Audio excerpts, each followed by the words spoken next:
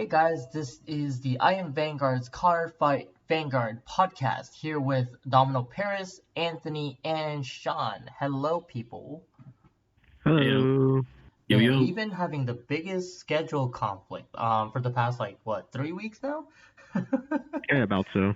Yeah, it's been tough. I mean, one was like on my fault, and then and then the next 2 weeks we just couldn't get like a good schedule for each other to meet up and do this. So here we are.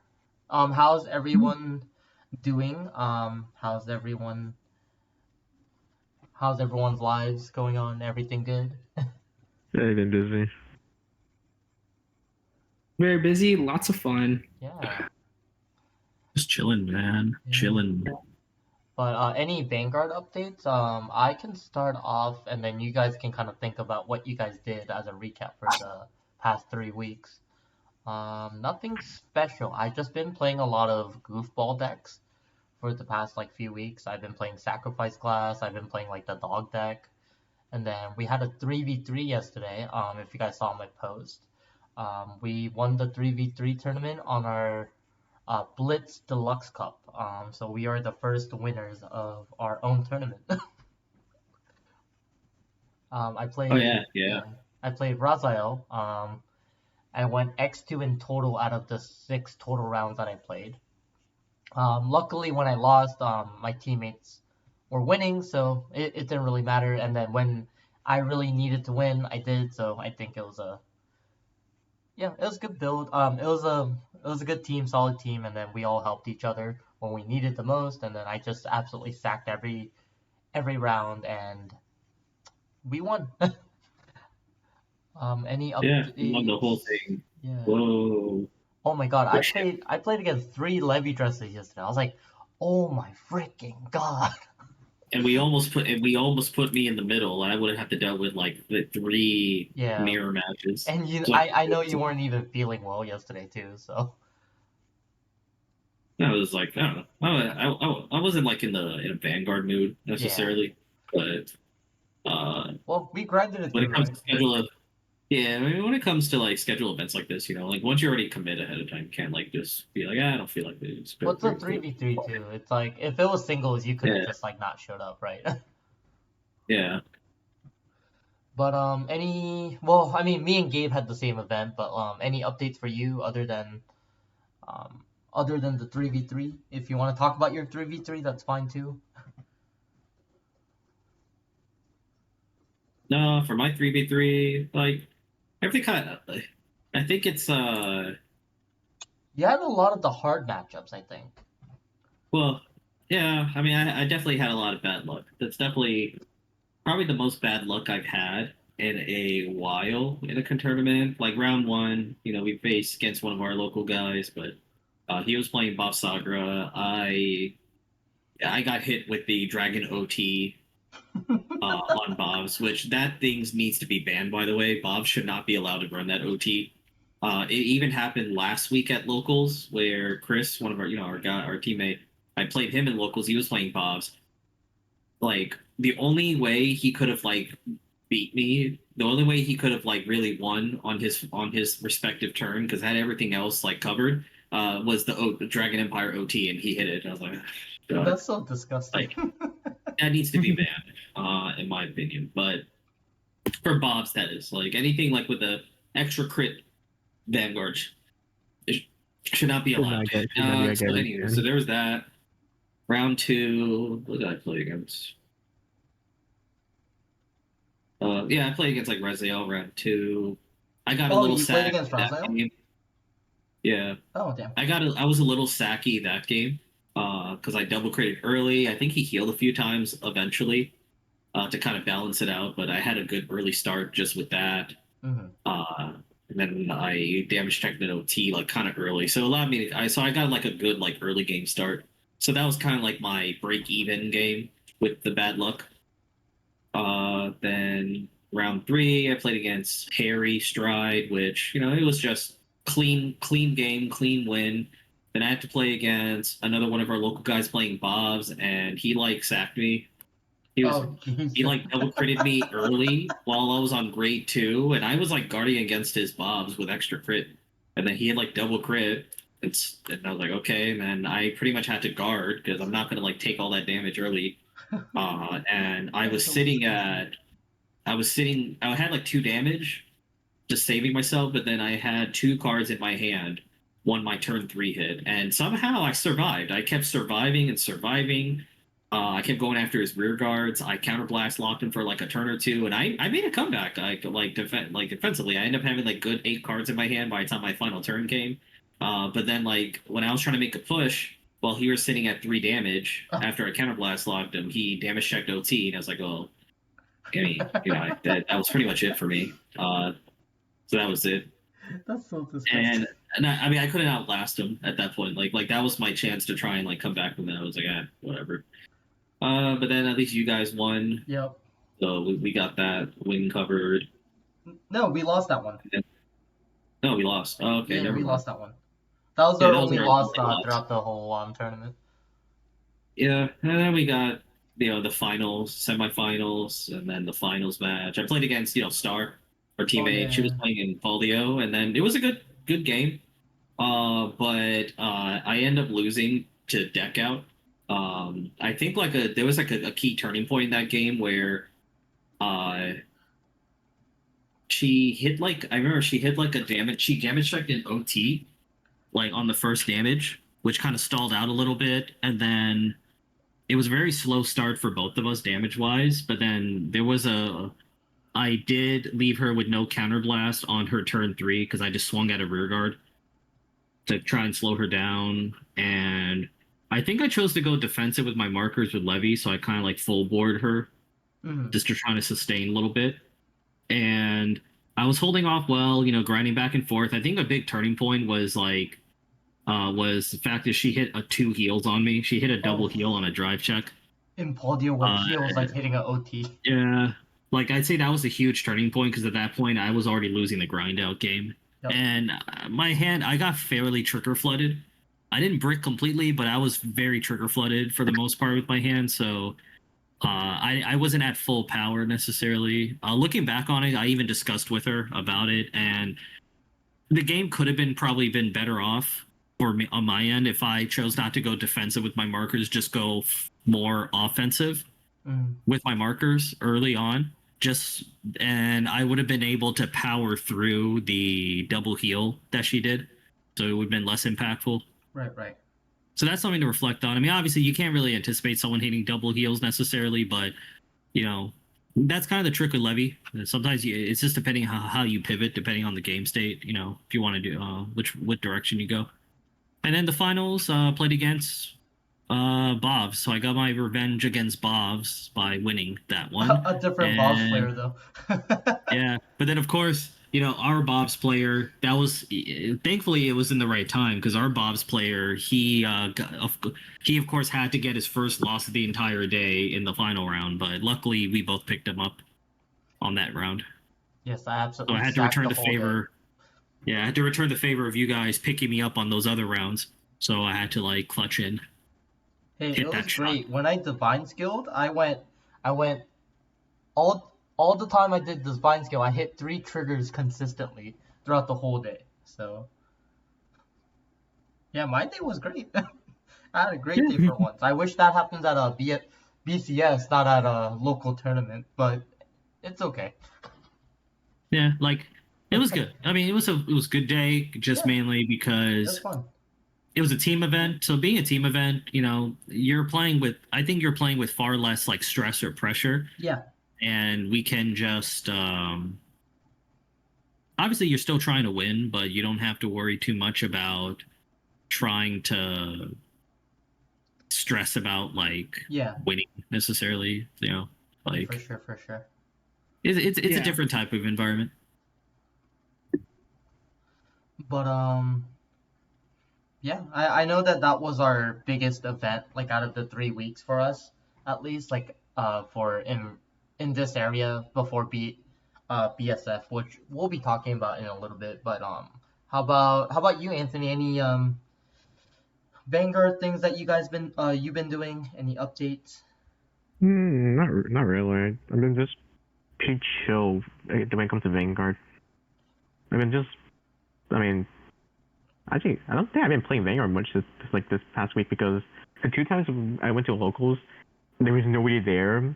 Like on Wednesday and Saturday, it was just 4 people at both locations because on Saturday everyone was at the Boba Hero event, and Wednesday I think it was because it was raining so much that people just stayed home.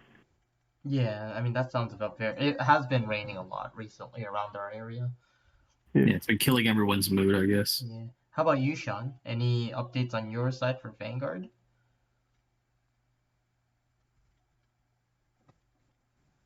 Hello? Okay. We'll go ahead and skip. Let's talk about. So actually, for the couple weeks that we haven't been doing the podcast, we actually had an update. Oh, hello. Hi, Sean. Oh, never mind. All right. So we had an update. It's okay. We had an update in set 9, so we can kind of talk about some of the stuff. Okay, good to know. Yeah. So I'll go ahead and proceed. So in set 9, we had a couple reveals that was very exciting. A lot of the old school cards, were revealed for the past 3 weeks. We haven't been doing the podcast. Let's go ahead and talk about the weaker one first. Let's talk about the Platna Ezel reveal.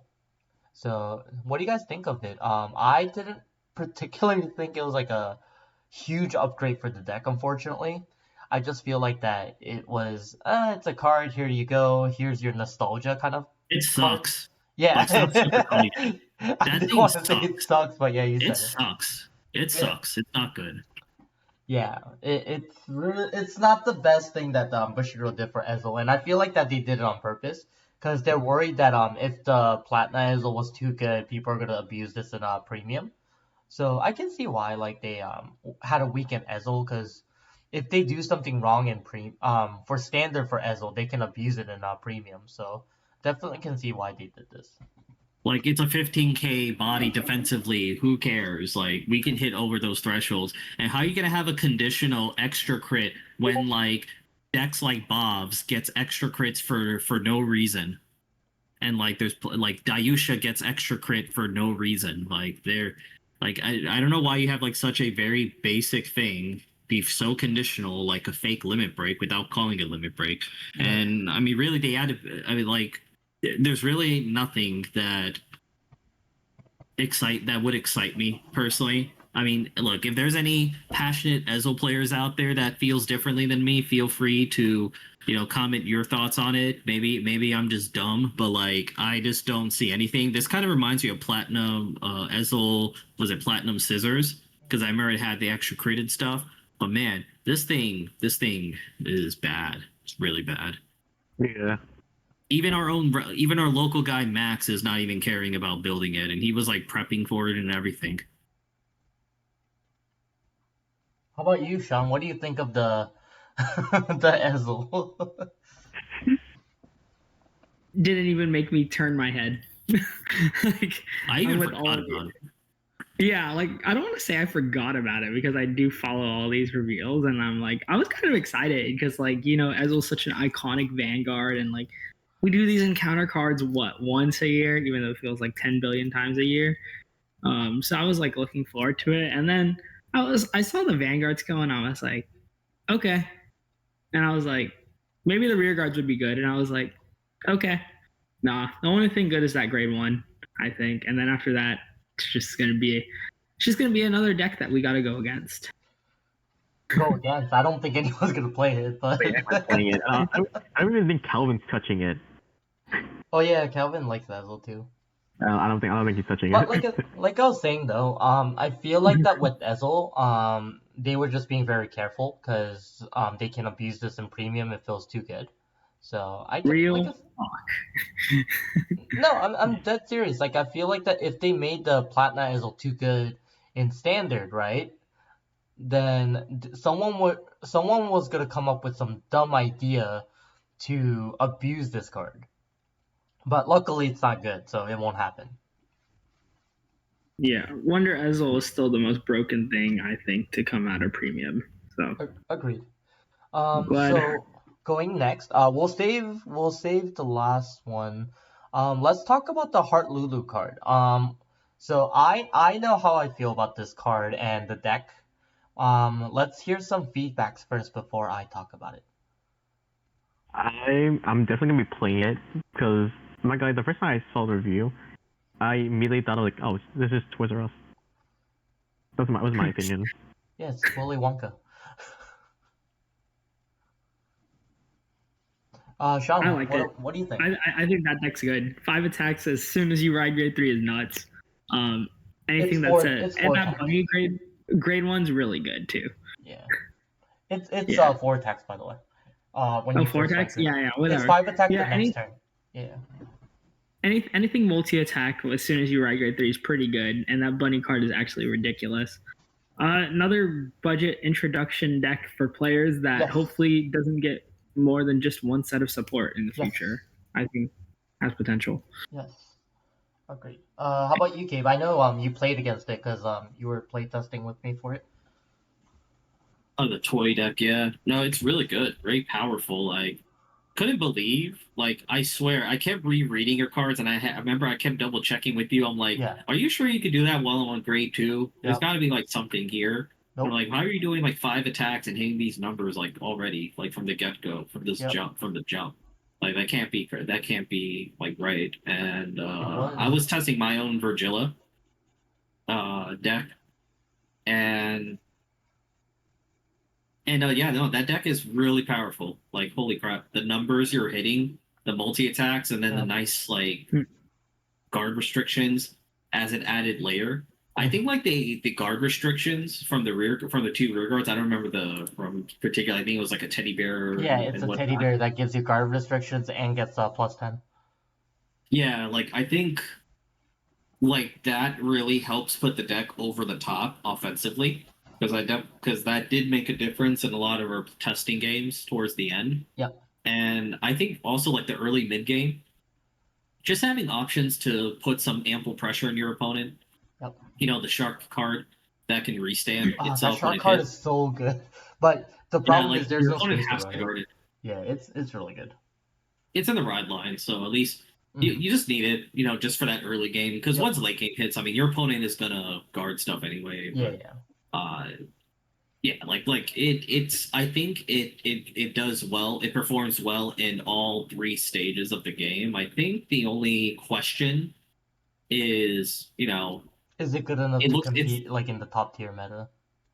well, more particularly how well can it handle itself defensively? Like, can it defend itself well enough against other decks who could probably hit back just as hard? But at the very least, the deck does seem that it can damage race well enough that it may not need to worry too much about, you know, being a good defensive deck or being Yeah. good enough defensively. But that's always kind of like the balance, right? But yeah, that deck is really strong. I don't know what to make of it as far as, you know, like, I don't know what to make of it as far as, like, you know, the meta tier list or whatever, but, like, I do anticipate this posing some really good results, like, in upcoming tournaments. So this set is actually coming for our BSF in Philly. So I can definitely see this being a threat in the meta. Even if the ban list doesn't hit, I feel like that a lot of people are going to play this for many reasons. One, as Sean was mentioning, this is definitely going to be a budget deck. So this is going to be that budget deck that you don't have to run a lot of staples, except for maybe Philias. So any Dark State players that prepared yourself and got the manga like you should, then you shouldn't be spending too much on this deck. So it's one, it's a budget deck. Two, it's a good deck to play. So this is definitely going to be in the team tournament for sure. And then my feedback on this deck, it's really good because it has the Direful Doll mechanic, or well, sorry, I'm gonna call it the Direful Doll mechanic, but basically the Pale Moon aspects where you can call stuff from the soul. And then it has the orders that you have to play every turn. Gives you cards to put in the soul. And then lastly, the order itself will put cards from the drop to the soul. So this is kind of a weird mix of Pale Moon, but what Odium does in a way. And then, yeah, and then it has multi-attack like Pale Moon's does. So it's like an order-centric Pale Moon, in a way. Well, But to sum it up, uh-huh. like David, sorry to No, cut go you off, ahead. but like its ability to maintain advantage, generate some multi attack, as well as have some scaling into the late game with all the deck thinning that it inherently does. I think just really makes this like budget deck of the century so far. If what I'm anticipating, and I think people need to look at it more than what, No, especially players who are looking for something new that yeah, isn't in I agree. tried deck set or a master deck set. So Like this is definitely going to be the deck for set 9. It's in the cover, right? So I mean, it's there's a reason why it's really good. All right, lastly, let's go into the most exciting set reveal that we had for the past 3 weeks. The ultimate regalia of Almighty Minerva. So, what do you guys think? It wasn't as OP as we were thinking, but it is still decently good. All right, like let me just say this because like we're gonna have more reveals and stuff. People need to like I think it's already been said a few times, but I'm gonna reiterate it again. I think the Vanguard player base, we as the Vanguard player base, we need to get this thing out of our mind that every anticipated new card release is gonna have to be overpowered to be considered like good or strong. Like we need to stop thinking that we're gonna get like a single card that's gonna like be meta breaking like how it was in previous formats. Like it's very clear that Bushiroad is going with a more like steady power increase, you know, for when the meta comes. But like the fact is that like people keep making these like false weird expectations out of nowhere for no reason that cards coming out need to be like super dumb overpowered and everything, and then they complain when it's not, when it's a fairly, when it's just a fair, honest, good quality card. And if it ends up becoming meta breaking, then these same people will complain that it is. It's like we need to get this out of our heads. Like they're not designing cards like this anymore. Even Bob's on paper on release, the card individually wasn't necessarily that crazy overwhelming, but what made it good is, you know, all the support around it. But that's what people really kind of focused on. But we need to get this out of our heads. Minerva's good. It is good. It basically offers, well, it offers Minerva some kind of updated support so that it's more up to speed with Divine. Because I remember seeing our friend Daniel, you know, playing Minerva at the peak of Divine, and it's very clear like what it's missing because he didn't really have a way to utilize energy, which I think like if you're a deck, I think every deck needs to find a way to have an efficient use of energy. That's why I like the Persona Shield cyclers, because it's just another way to kind of splash in your deck to actually make use of any energy you have and expend any of that. But you know, Minerva's going to have has a lot more stability. It's a lot more stability. It's going to have a lot better options to work with. That's more relevant to today's meta. You know, for her, and she amplifies her offensive potency enough. I'd say, like, I mean, like, damn, man, it's like this inflation that we're getting. Like, all of a sudden, you know, 6 attacks is not good enough for people. It's like 7, 8 attacks. No, that's not good enough for people. I mean, geez, didn't D format start off with like 3 attack decks, and then you barely can see 4 or higher unless you pay heavy cost or like situate or some kind of crazy condition? Yep. What's going on with this? Anyways, I'm done with my old man rant. No, overall, my thought as well. When I first saw this card, I was like, oh, this card is good, right? And then the thing is, like, I think it's the new player mindsets, is what I call it, like the newer generation mindset of cards, right? They're like, oh, this is not good because it's not meta breaking. My opinion, as well as what Gabe just said, no decks are going to be meta breaking as a single individual card. It's going to be based off of what it gets support of. A good example is okay, so yes, I think there is a couple cards that were kind of good on paper. Like Blank Demire is really good on paper. Like when it first came out, yeah, it has a divine skill, it nullifies perfect guards, like it gets a crit. That's really good on paper, but it wasn't meta breaking, right? So it's because the support cards limited on what that deck can do at the time. And then like decks like Shoujo Doji, for example, had really good support.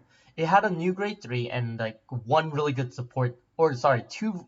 It had 3 cards in total that was revealed, and that made the deck like tier 1 instantly. Close to like, I'm not gonna say tier 0, but it was definitely a high tier 1. Um, like Blankdemire was also like not good until the set 4 card came out. And even then, like it wasn't like breaking the meta, right? It was good, but it didn't break the meta. So I think like to Gabe's point is like you can Bushiroad's gonna be very aware of releasing like a super busted card as a one individual card. So it's always gonna be like a group of things making the deck good. So that's yeah, but Minerva's really solid. And it's a grade 4 too. I don't know if you guys noticed it. So it gets triple drive. So Sanctitude works against it. Yeah. How about you, Sean? What do you think of Minerva? I think it's you guys kind of hit it on the head. Everyone was kind of going after it, ready for it to be some busted yada yada thing. Yeah. I personally wasn't expecting it to be broken at all, just because like I hate to say this, but it's just like so like how I view Minerva in D format. Like people are gonna buy the set just because Minerva is a waifu. Yeah. For some people, not all everybody. Not just because yes, they will. competitive. No. Stand your ground. Yes, they will. People will. Yeah, I love that South Park episode. We freaking have miracle format because of this. Yeah, and I'm just like, people are gonna buy this set just because of that. So I'm like, if they make it too good, it will define the meta. Cool. If they make it too bad, people will still buy it. So they just hit the perfect medium ground, and I think it's very fair. I'm sure somebody will top with it here and there, which is great. Great for the game. I think it will be a potential top deck. I'm not gonna say it's a tier 1, but it's definitely gonna be in a team format. Minerva is gonna be like that deck where people run as a wild card, so they'll have like 2 meta decks and Minerva. Like I can see like a Artisteria, Bob Sagra, Minerva team waifu. and that's a great place for this deck to be. Like yeah, so I mean, like Gabe and I think are on the same page. He just said it because I didn't want to say it, but yeah. No, it's that I think that's where it is, and I think the reason why like me and Gabe have thoughts like this is we're in different Vanguard groups, and the conversation points sometimes like they bring up is like the newer players are like, oh, this card is not as busted. I'm like, yeah, of course not. Like you have to look at the rear cards that came out with it. It's really good. Yeah. Also, it's cool that it uses energy finally. Yeah. Yeah. How about you, Anthony? You've been kind of chilling, so we'll let you talk a little bit. What do you think of Minerva? Just, I don't hate it, but also like it's kind of like I expect a little bit more. Kind of, I don't know truly what I was expecting. I was expecting like, oh, it's Minerva. Bashir like usually use Minerva as a cash grab, but I don't know. It's like this at least it seems sort of balanced and fair. From what happened during me with premium. I still remember the time. Yeah, no, I think it's relatively fair. I actually think it's a good card, other than fair, because a fair card wouldn't like have like an ability to restand the deck like 6 times. So it's a good card. That's what I think. So yeah, that was partially the reveals that kind of went on this week. I would say definitely exciting. And this is the deck that will be for Philly. So some of these decks that you will be kind of expecting. Of course, Dai Kaiser is definitely going to be a deck some people are going to play as well. I mean, the only reveal that I was like excited for was the Buddy Fight reveal. Oh yeah, the Buddy Fight stuff. Yeah. Speaking of Buddy Fight, did you guys get a look at the Kuro set that came out this weekend? Yeah.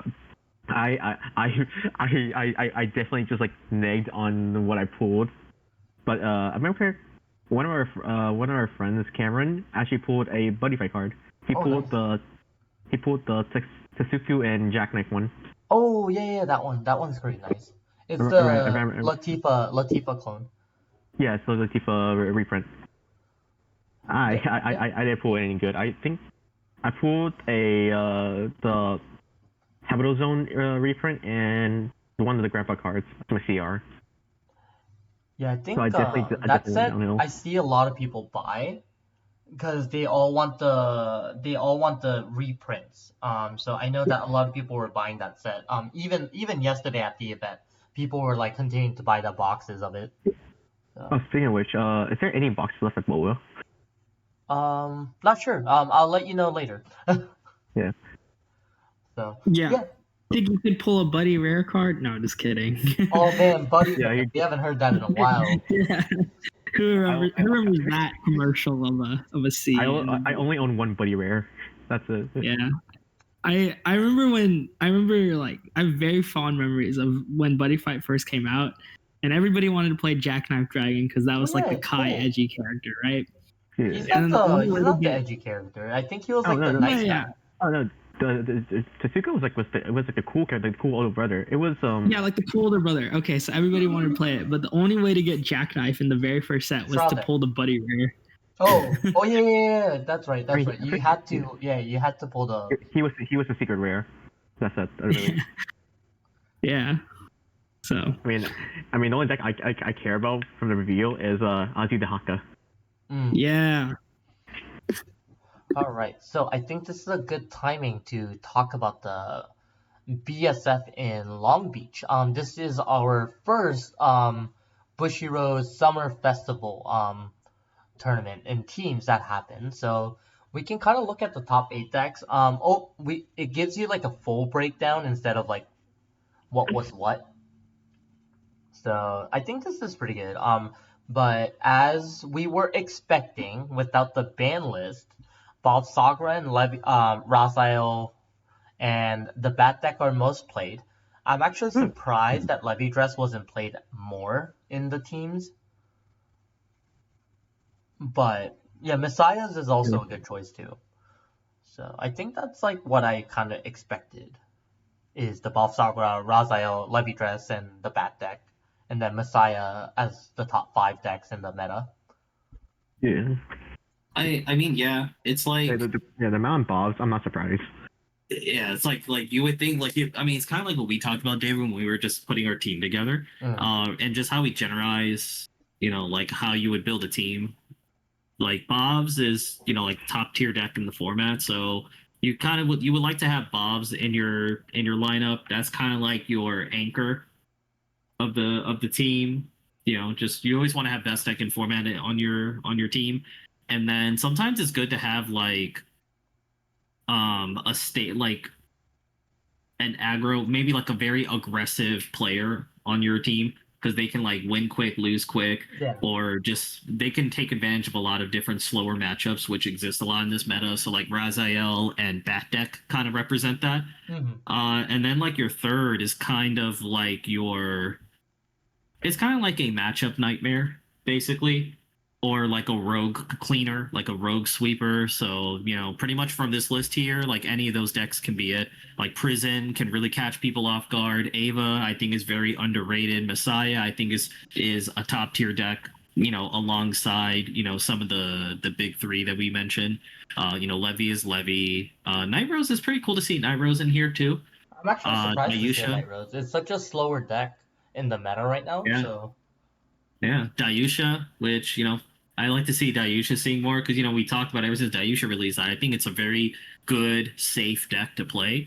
So, yeah, I think it represents different strategies. So it's like, Bob's, just put Bob's on your team, Raziel, Bat, or like Levy on your Levy or Messiah on your second team, and then just a good like rogue deck on your third.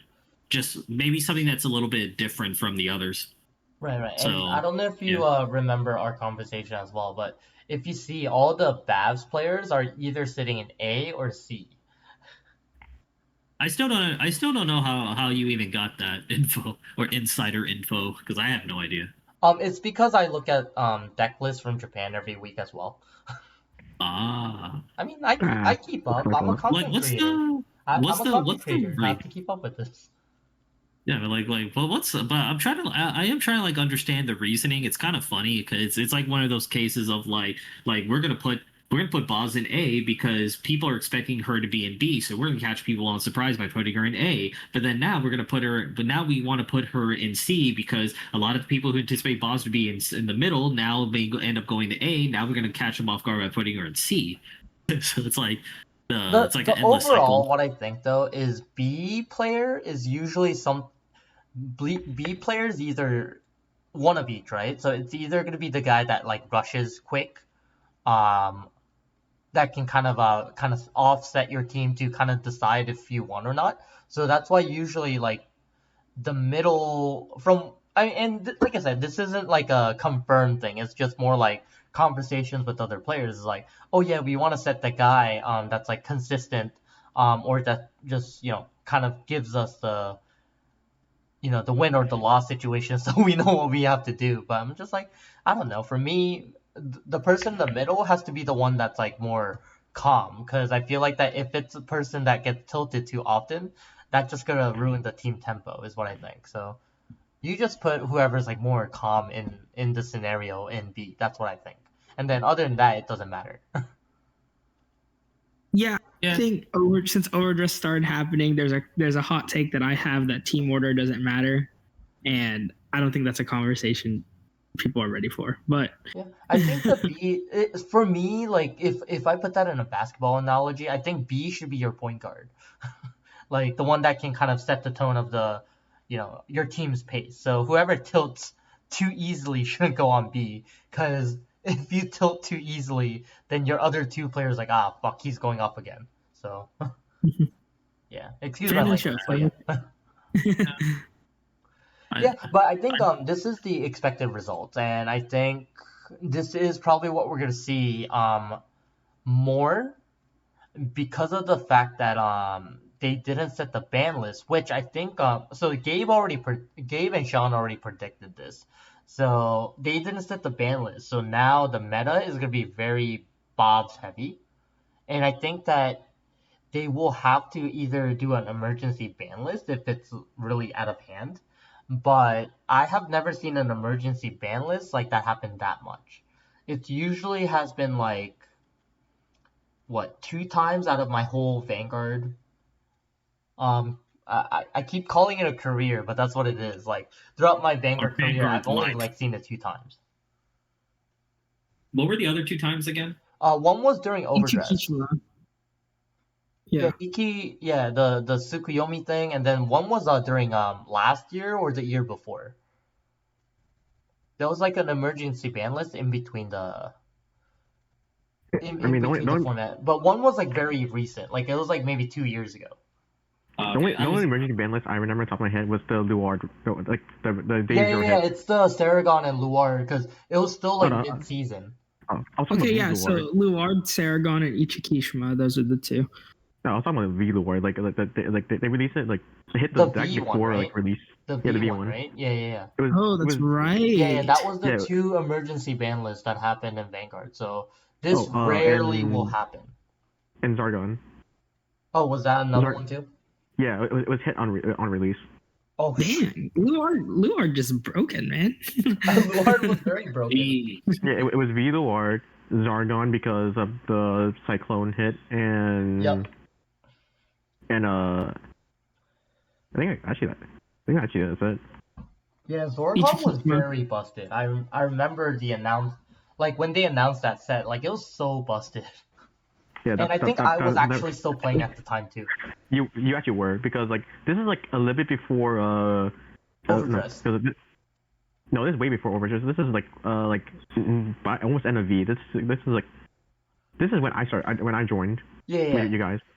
Yeah, I remember I was like creating some weird token decks because of the Zorgons and the Cyclones, because it was so busted. But anyways, yeah, so basically overall I don't think it'll happen unless like it's really bad. And they'll let it run its course for BSF, I think, and then hit it for BCS format. Yeah, because Dojo Doji was pretty bad, and they didn't hit it until after. Yeah. Like as much I want them to hit the Bob, I don't think we're hitting Bob anytime soon.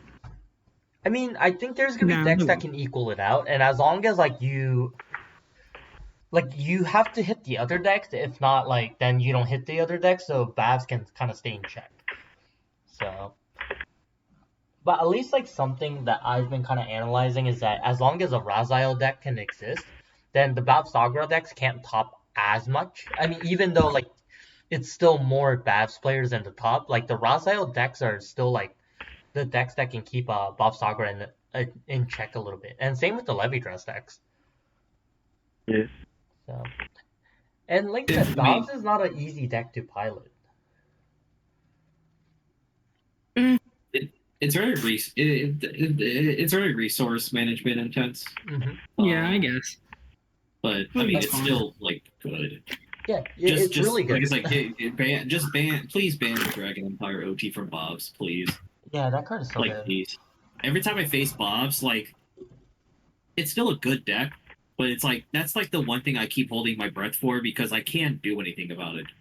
And then the fact is that the extra drive check they get, it lingers till end of turn, so they get 2 triple drives. Yeah. It's insane. That should not be a thing. It's so funny, right? And I want to kind of bring this up now that we're kind of talking about it and we have some time. What I think is really funny is I think the Brankgate OT is still the most broken OT. It is. But the funny thing is, the Brankgate OT is not choice restricted with any decks. I don't know if you realize that. It's not. But if you're the choice Dragon restricted OT for one deck, is you have to restricted. do it for everything. Mm-hmm. Yeah. Well, if you choice restrict the Brankgate OT, you might as well just ban it outright, but that doesn't make any sense. No. Because the Brankgates are usually not that good. Yeah, I mean, it's just kind of whatever at that point. Yeah. But the Dragon one with Shiranui was crazy. Yeah. No, that hit needed to happen. Yeah, it's just because the fact is that the advantage swing that can give you for certain decks is insane. I think first off, if it's a dragon deck that has extra crit enabled consistently on themselves, they should not have a chance to be able to restand for free by themselves. That's insane. And if there's a lot of on attack abilities that it has that triggers other powerful stuff, that shouldn't exist either. Overlord is not a big deal. Cool, I just restate my Vanguard again. I mean, if it's not backed by a crit trigger, it's really just 3 damage, technically speaking. Mm-hmm. But personally, they need a ban. It's a little bit more manageable. Yeah, it's a lot more manageable. Yeah, I think overall though, Bob Saga is definitely gonna get a hit. We see it coming too, but I think they're just waiting until after the season because Bob Saga really didn't get to shine, other than Worlds. If I remember, Bob's was also, but in Japan they hit it right away, right? Right after Worlds, and then after a couple tournaments as well. But we also gotta remember though, Japan has a lot more tournaments than the English side, the official Bushiroad ones, because they have deluxe cups as well. So Babs had more opportunity to show results versus us in English. So that's probably another reason why Babs got hit faster in Japan versus English. So yeah, that's just my thought why that they hit it over there but not here immediately, even though they know what's gonna happen. So, but I would say now we can kind of go into Sean's area of field. I would say is the premium side. I honestly don't know what to think of premium other than all these loop decks are gonna start making a comeback with the Ezor. Decks like Ghidorah is now hit, so there's no decks to keep it in check. Yeah, exactly. Mm-hmm. I think people are also, but I have Ezol, the Ezol loop. I don't know how it works fully, but I think it's some big get the game state to where you want it, similar to Hell Art 8, and you just kill your opponent, but it's a lot easier to pull off for whatever reason. Good old Hell Art 8. Oh, yeah, and then Narukami's too. Oh, yeah, Narukami too. Oh, yeah, I think Narukami is forever going to be a deck in premium just because of how oppressive it could be to all these rush decks in premium. So it keeps all those rush decks in check. Deleter Messiah also very good. That was cool seeing that top, just because like being able to put your opponent to 0 power and then just kill them is just nice. I'm happy to see another Link Joker deck getting up there. Yeah. Like I don't know.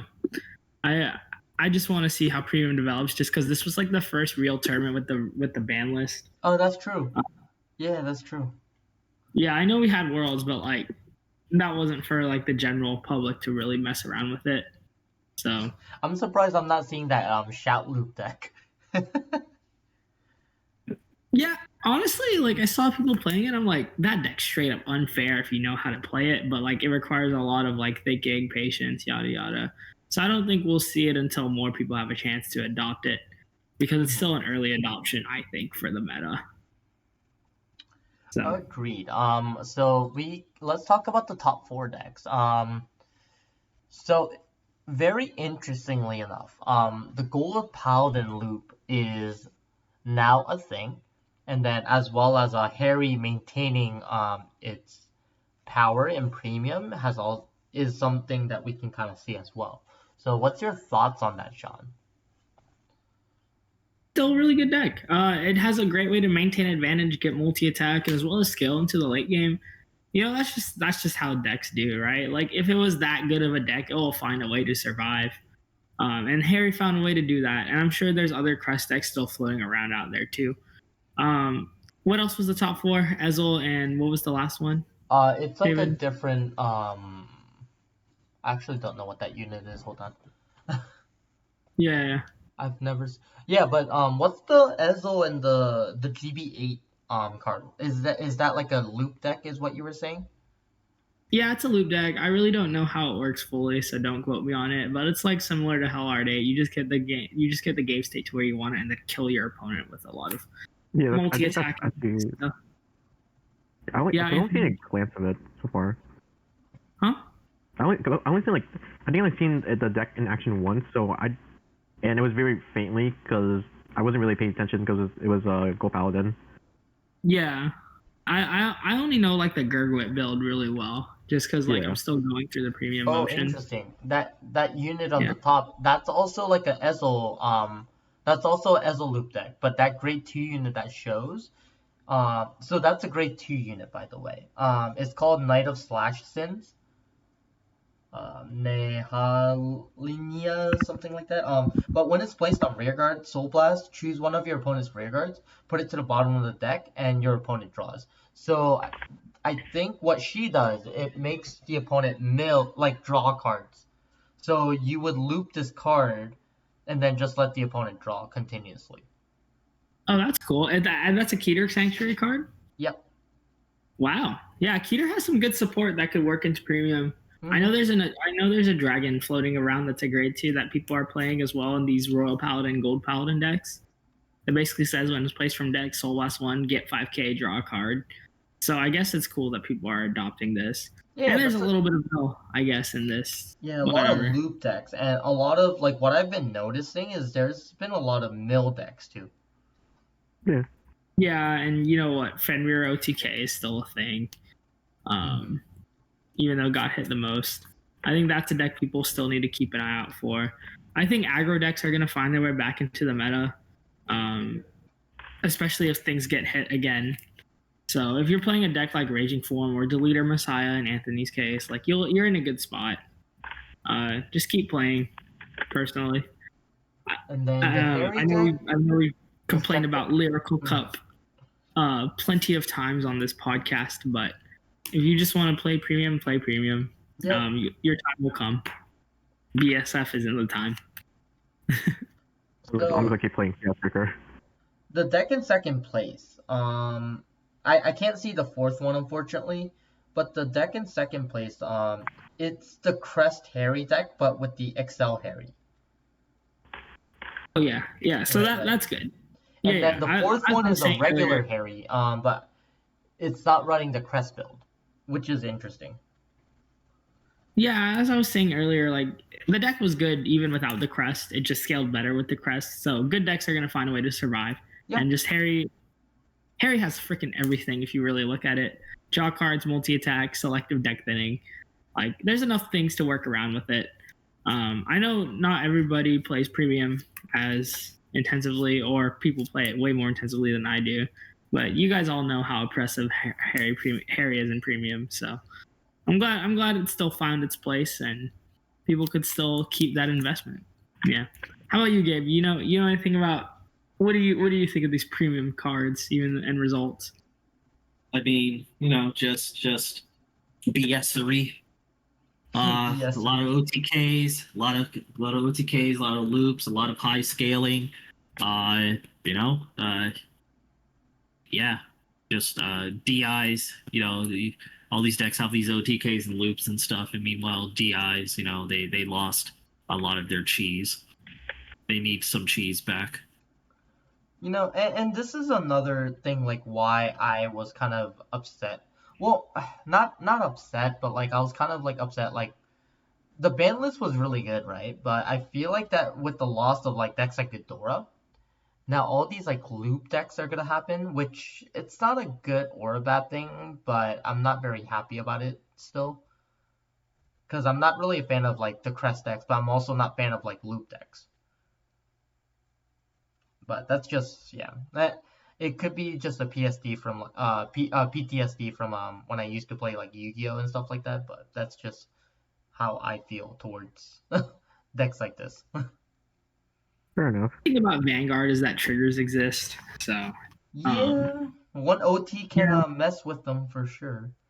yeah, but if you want my honest, like, really thoughts, David, is I haven't really played this format well or enough, so because I'm like pretty locked in on other things, but Yeah, I am watching it and I'm trying to figure it out.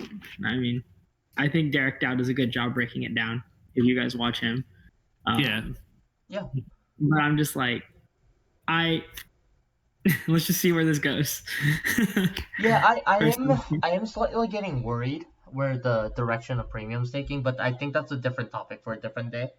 Because there is something that at some point that we should talk about the premium format, but that's something like for more like when I kind of look into it a little bit more. Like I said, like, there are a lot of people really more knowledgeable than Of just course. us four talking on this podcast, and we could talk about the direction of premium and lyrical cup and all that, but that's just way out of the pay grade right now. Pay grade. I mean, technically, you don't get paid for anything. Yeah, did I see David on my Apple Pay like 10 seconds ago? But I was gonna say we have a little bit of time. So as we talked about earlier, if we have time, we'll do the we'll do the thing that we didn't do last time. Is let's do favorite character top 5. I think it'll be a nice, fun topic to kind of finish off. But do you guys want to do an all-time just character in general, or do you want to divide that by gender? Let's do all time. All-time? All-time. All right. So let's do all-time favorite character top 5. How about you, Sean, since you already know your top 5? It Who's my doesn't have to be top in a five? certain order if you don't Mind want is the to. freshest. His mind is the freshest. Yes, you're the freshest. Why is my mind the freshest? You're the You're youngest. the youngest. Damn. Okay. I was. Oh, I was actually, hoping Anthony's the youngest. I am the youngest, yeah. All right, Anthony, Anthony. go. Yeah. Are you are you doing like just like general characters from all seasons? Yeah, all time. So, yeah, all time. Let's see. I mean, one is definitely Ren. Now? No, not now. Noah goes Chaosbreaker. Yeah. Yep, Good yep. pull. Really good pull. Show and Reverse Kai. Yeah, Robert. Oh my God, you and your Link Joker lineup. Sylvan now. There you go. That's my one. That's my 2 standard characters. You have 4? Hmm? You have That's 4, 5. right? It was So it was Ren. Noah? Noah. Reverse Kai? Reverse Kai and Sylvan now. Oh, okay. Yeah. Alright, Sean, Thank you you. go. In no particular order. Yep. Can we do that? Yeah. Give me Daigo. Yep, Daigo's part of it. Yep. Yeah, give me Daigo because he birthed Sanctuary Guard Dragon. Yep. Give me Kamui. Oh yeah, Kamui's great choice. Yeah. Give me Kamui because low key, I think I still act like a Kamui type of guy. So, in a world of Rens, Hold on, give hold me on, hold Ren. on. Kamui G or Kamui like first season? Like first season. Dude was me through stages of my life. Just Kamui. Okay. Give me Ren. Cause the aura. Yeah, give me Ren because the aura. Give me Mirai because reasons defined. Comment, subscribe, winning image. And give me Megumi. Yeah, I was gonna say I would have been like, where's Megumi on your list? You were literally Nah. talking about it last time. I knew you were waiting for it. That's why I was I need to make you wait. I would have said Mirai too, but she's number 6 on my list. Okay. Oh yeah, honorable mention Misaki. Okay. Yeah, I guess but it's my Misaki. go. Since we're being specific, honorable mention Misaki specifically. Link Joker to Legion mate. Okay. Yeah. Fair. My top 5, obviously Sendo Aichi because first Vanguard. Yeah. Try to think. Because I don't really have like a character. Daigo obviously too, right? Because one of the reasons why I play Vanguard as well. So Aichi, Daigo, Korin from Legion mate Korin. One. I should have said it. Wait, I got a idea for the next topic. Like, we should like do favorite characters from each season next time. Which one? Like, we should do favorite characters from each season next time. Or arc. It's more content. I think. Except Legion Era. I didn't give a damn about Legion Era. Even though I like the game format, I didn't care about the anime. Yeah. Or Legion I'm just format. saying because that's like when she. Yeah. Well, actually, not Legion. I guess Limit Break Limit Break Korin. Sorry, Limit Break Korin. Jewel Knights. Yeah, Jewel Knights. Yeah. Man, the two's so hard. I also like Kenji. So I would put Kenji on my 4th. Even though I hate the deck, I really like him as a person. So Kenji on 4. Just because right now I do like the character currently, I would say the younger Hikari just because she's a savage. So I'll put like one D character that I know. So I'll put one Hikari. So that's my top 5. In that order. How about you, Gabe?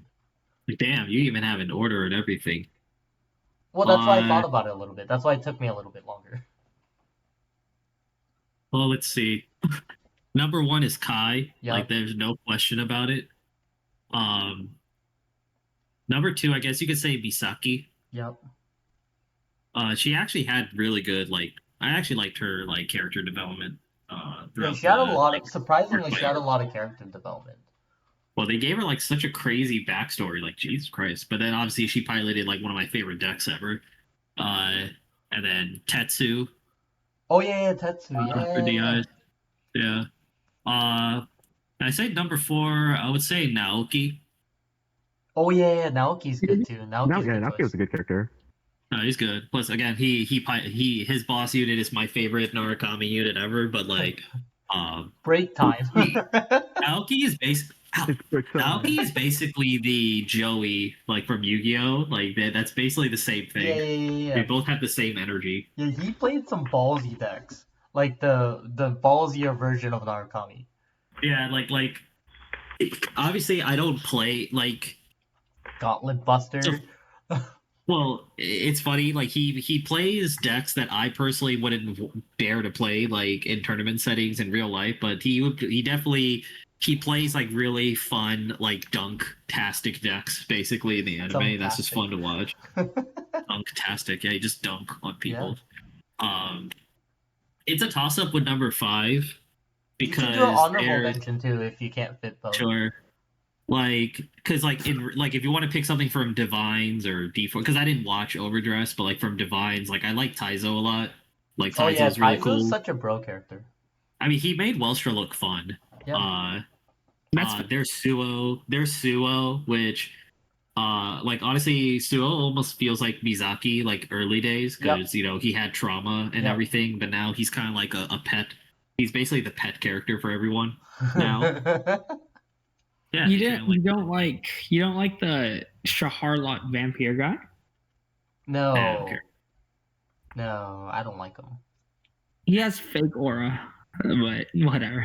Man, you a lot of DI players are just straight. They try to be like so over the top edgy. They're like Hot Topic edgy. They're like the people. They're like the people that go buy stuff from Hot Topic and act like they're being edgy, and then they have to tell people that they are. Like Tetsu, straight up, is just he's just a G. You know, he just stands on business like that. That's literally what a dark like an actual like dark irregulars person should be. You know, like that's how I feel. Not like runs this the like business hot. for Ren. Yeah. Yeah, Yeah. he's Ren's like frontman.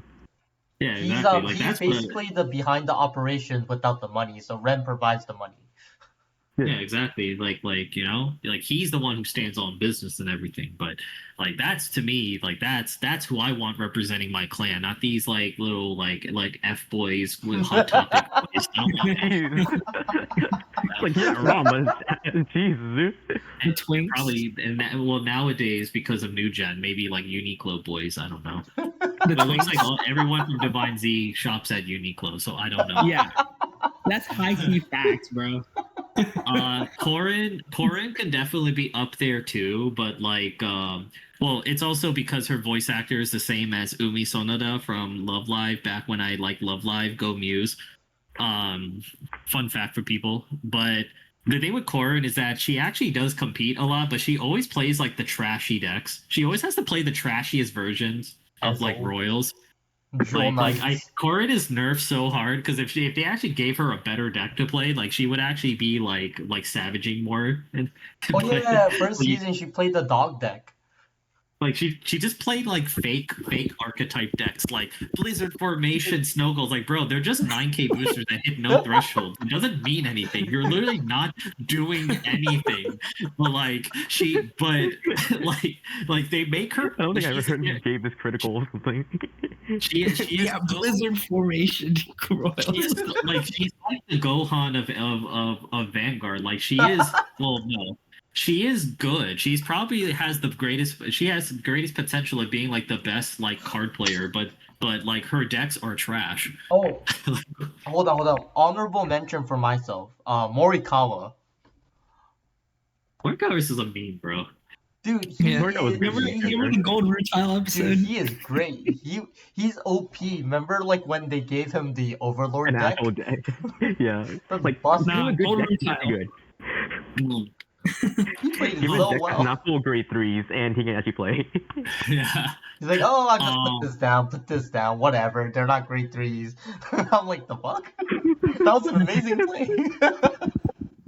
And although I literally just moments ago trashed the Legion era, I did like Gaillard from Gaillard's cool from too. Legion. Yeah, the bluish flames guy. Yep. Like that's the most out of pocket thing I've heard you say, Gabe. Like what?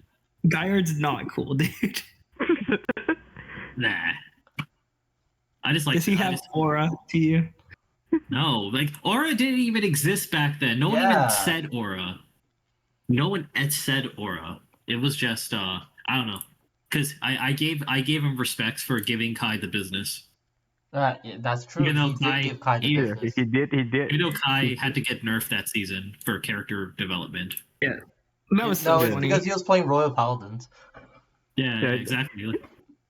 When you gave him back Overlord, then he started cooking. Yeah, exactly. See, so it goes to show, like in standard, like you can only go as well if you play trash decks. It doesn't matter how good you are. Like you're just gonna, you are just going to fail. So don't play trash decks. But anywho, yeah. That's like my top 4 with a bunch of like top 5s. You can take your pick. You I just guess like a lot I'll of just put. characters. Well, it's like I kind of like have my like 3 that I kind like my 3 or 4. Then the rest are kind of like cool. You know, these characters cool and everything. I mean, I like Suo a lot too. Yeah, Suo I has think a lot of like background story too. like his Yeah. backstory is good, and then his character development. I still think it's so Wait, funny. you don't like Levy Dress Boy? Yeah, the little sad, the little Kion's fine. guy. I just like Cho's backstory better. Oh, Yeah. Kagetsu. Completely forgot Oh, we about could have got sued. The guy who got the one night stand was too good for him. Yeah. Kagetsu doesn't have that thing in my place, so I was like, you're not again. Well, he Man, actually Kagetsu's shops at not- Uniqlo because I actually found his whole outfit at Uniqlo. Yeah, Kagetsu is literally what happens when you get get friend zoned, and then it's like you meet one girl for one night, you go like on your one night stand or something or whatever, or maybe you met her at a party. And you had a nice conversation, and then he all of a sudden feels like there's something more, and then he gets like friend ghosted, and then he acts like he lost his soulmate and everything, and then when you meet the actual girl, she was like, oh yeah, I met him, he was a cool guy, whatever, and then she carries on like, geez man, this man ultra simp. Mega ultra simp. He was supposed to be like this cool character, and like, yeah, this was Nao's master or Nao's past lover or whatever. Like, nah, this guy's This man's just a simp that couldn't reject the girl. Couldn't handle the girl leaving. Yep. Because you remember the first episode, he said like the coolest line in Vanguard ever. Sometimes you don't just believe in miracles; you got to make them happen. I was like, damn, this guy's cool. And no, he read that, and we found out that he just read that from one of those magnet quote things on Hot Topic from where we were shopping. What's with you and the Hot Topic conversations? No, I don't know. This is a hot topic, David. I'm so like philosophical and so like edgy. Oh my god, I am so deep and everything. Like, Jesus Christ, bro. Like, you are a simp behavior. Like, geez, Sure. That's a big letdown. I mean, Suo, like, Suo's just straightforward. He's honest. He's real. You know exactly what he's getting. And I mean, he's so real. He just wants to play Vanguard. I mean, he's so real that dang man, like in Divines, like he was literally taken literally, saying, I want nothing. It's like being asked, hey, what do you want to eat for your birthday, or what do you want to eat? I don't know, nothing is fine. Okay, cool, I will literally get you nothing. Like, damn, bro, like, why are you taking it all literally? He's the embodiment of be careful what you wish for. Yeah, no, see, Suo has real aura, because like, I mean, he has girls lining up for him, and he doesn't even have to try. He just bees himself, and he's honest. Like, yeah, I remember like the first episode, like it's like there was a girl like wanted to fight him, but she got too shy and ran away. I remember that. Yeah, that's all. See, like, man, like imagine that kind of aura right there. Yeah, that's real aura. Kagetsu, Kagetsu is like that is the "Where's My Hug" guy in the group of people. A girl shows up at the party. He's literally the type that goes, "Where's my hug?" to the girls. It's like, oh god. And he acts like he's all friendly with them when all she did was like have one little conversation with them. He probably would think that the waiter is into him at restaurants. Or the barista at Starbucks is into him. Just because she spelled his name correctly the first time. It's like, wow, oh my god. And then he'll just talk to everyone about her and everything, and then he'll make this whole spiel of like, but I went there the next day and she was never there. No one knows where she went. I don't know. Now I went on a journey. You went on a damn missionary journey just because some girl you met on one night randomly. And then after that, like, Vanguard's no longer fun. It's like, this is boring without her. Like, damn, bro. Like you are throwing everything away, and she can't. Like, I'm just waiting for him to see her again, and she's like, oh hey. It's like, oh hey, what's going on? I think I remember you. Like, what the? We finally get to see her return in the last episode. I know. I'm just waiting for her interaction. He was like, bro. He was just staring with a mouth open. Like. He was like a deer in headlights. He really was. Bro. Yeah. Not to say that we all haven't been there, but there's a part of maturity that comes with it, you know. And like Kagetsu, you're 23, dude, or whatever the age you are. Like I don't know. He's younger than you, technically, Sean. I don't correctly, Yeah, there's a lot of people younger early than me. 20s, correctly. Yeah. Yeah, so he's into high school girls. I don't think Yeah. she's in So high it's school. like, No. Currently, when he met her, he just left. He just left high school. Oh, Oh, okay. okay. Well, damn. Well, he may have graduated from high school, but he have not graduated from his simp behavior. Yeah, because correctly, I think when he first met her, he just like was just either graduated from high school or just entered college. Hmm. No, Or he he's not now, probably so dropped out. He probably dropped out because like he couldn't concentrate. Dude, I swear, Gabe's like I getting want off to say on this something, but conversation. I want to say Well, something, what but I'm saying is- like, because this channel's family friends, I'm not gonna make that joke. all I'm saying is like people just need to watch, like take it for a TV show. Like Jesus Christ, I love Vanguard Overdress, and I love that we talk about all the stuff. But like, there's some people that take like what some of these characters say as like gospel or do as gospel. Like Kagetsu, you don't have to act like him to go through that stuff. Like it'll happen. He's talking about you, Gabe. It's like Kagetsu was like, oh my god, He's my trash first talking love. you in front of you. No, oh my god, Kagetsu. Like it's like, oh, I met my first love in Vanguard. It's like, Yeah. bro, it was just some girl you met at a regional that you paired with and everything. It wasn't even regional. even It was not even regional. He showed up at like he's trying to find a good strong opponent. Like, it randomly just showed up there one after hearing some rumors. Goodness, But anywho, it's okay. enough with the Kagetsu trash. It's okay. He's gonna. I can't wait for this day. We have to talk about this episode as it comes out this summer. All right. I think now is a perfect time to wrap up. So Gabe doesn't go off again on Kagetsu. Catch the slender is crazy. Okay. Let's do our shout outs, our usual shout outs. Let's start off with Anthony, Sean, Gabe, and then I'll go last. Go ahead. Let's see. Shout out everyone at our locals, especially David for just inviting me and hanging out with me. Shout And out my then giving you sponsor, free Calvin. playmats, free decks to use.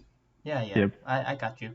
Shout out my sponsor, Calvin, because most of the deck I play are his. Shout out to all my favorite YouTubers, I guess, and shout out to all the viewers listening to right now. All right, Sean, you're next. Yeah, shouts to the viewers, because without them, we don't get to talk about Vanguard. Very blessed, very fun. Lots and lots of fun. I want to give a shout out to, you guys all know this, PLA, Philippines Lacrosse. Without them, I didn't get to go to Boston last week, and on our off day, even though we had team meetings, I got to go play some Vanguard in Boston, and actually filmed the finale for my Raging Form series. Ooh, make sure you guys So- check that out on his channel. Yeah, so I was really happy about that. And, you know, like, as much as I love sport that I play, I love Vanguard just as much. And, you know, the person that I play in it is a very, very important piece of the Vanguard community online, and somebody who I've known since when I started interacting with Gabe and David. So I'm like very excited to show that. Shouts to James. He goes to my locals. He went 4-0 with Undercover, Shadow Paladin, Keter Sanctuary deck, whatever it is. I see. Yeah. Yeah, let's go. Hashtag VG top decks. Shouts to Commander Jaime. We always be talking. Of course. And And I thank you gotta to invite him. David. I gotta invite him at some point again too. Yeah, love Jaime. I think that'd be a fun conversation. And shouts to Sydney Sweeney for every Oh game my that I've used her as an God, energy generator. I've won. Stop. Hey, you don't know. Maybe she does secretly like Vanguard. She secretly listens. Go buy Yeah. her bath water soap. I'm not buying it. Why not just call me off guard? No, like it's a real thing. Like look it up. Yeah, I know selling You're bath water is a thing gonna because I was there for that. Yeah. Hold on. Yeah, so Go PLA. Thank you, Philippines Lacrosse. That video is on y'all. So All right, Gabe. Your go. Shout outs to everyone from Boba Hero and the Blitz group, and had a good time at the team tournament that we were on. Just shout outs to everyone there participating, all my opponents, and just everyone from the DMV area, DC, Maryland, Virginia, not the DMV vehicle registration place. And shout outs to all the viewers out there, all the viewers and listeners, and definitely major special shout out to all the OGs out there in their 30s still playing children's card games. Because we all gotta have a hobby still, and doesn't mean we can let go of this one. I mean, I was waiting for the day where we get to play card games on motorcycle. I was gonna say, wait till the day we actually get to play card games with our kids. But wait. I mean, technically, to Anthony's statement, they play Vanguard while flying. I mean, I was trying to do it on a plane on the manga. on my way to LA.